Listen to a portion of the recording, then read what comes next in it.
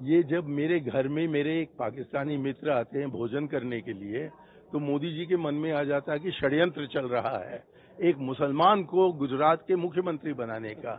तो जबकि ऐसा इल्जाम लगाते जाते हैं, इसका मतलब ये बनता है कि मोदी जी भी खुद जान चुके हैं कि उनका दौर खत्म होने वाला है और मई महीने में इनसे छुटकारा हम सबको मिलने वाला है। भारतीय जनता पार्टी और पीडीपी के बीच में तब संदर्भवादी एक गठबंधन बनाकर उन्होंने सरकार शुरू किया वहां जम्मू कश्मीर में।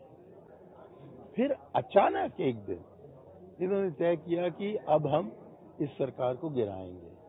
तो जबकि उन्होंने उस संदर्भवादी सरकार को गिराया तो तब चुनाव होना चाहिए था।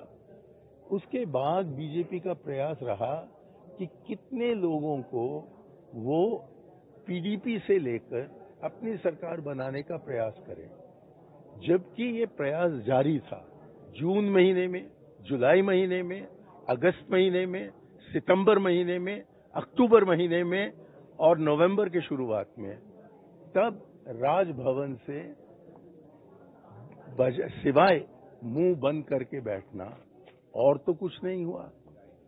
अब अचानक हमारे राज्यपाल जी को याद आया कि अरे सरकार बनाने के लिए उनका कहना है हॉर्स ट्रेडिंग हो रहा था और कि मनी एक्सचेंज हो रहा था। अब ये बस तब शुरू हुआ जबकि महबूबा जी ने उनको चिट्ठी लिखी। क्या जून महीने से ये नहीं शुरू हुआ था?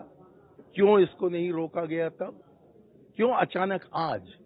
क्योंकि तब बीजेपी को पता लग गया और नागपुर को पता लग गया कि उनकी सरकार नहीं बनने वाली है, तो और एक वैकल्पिक सरकार बनेगी। उसको रोकने के लिए ये कदम उठाया गया है। और मैं एक भारतीय नागरिक की हैसियत से, जिनको कि हमारे संविधान में विश्वास है, मैं ये कहना चाहता हूं कि ये गैर संवैधानिक है और गैर कानूनी है और इसलिए इसका खंडन करना चाहिए।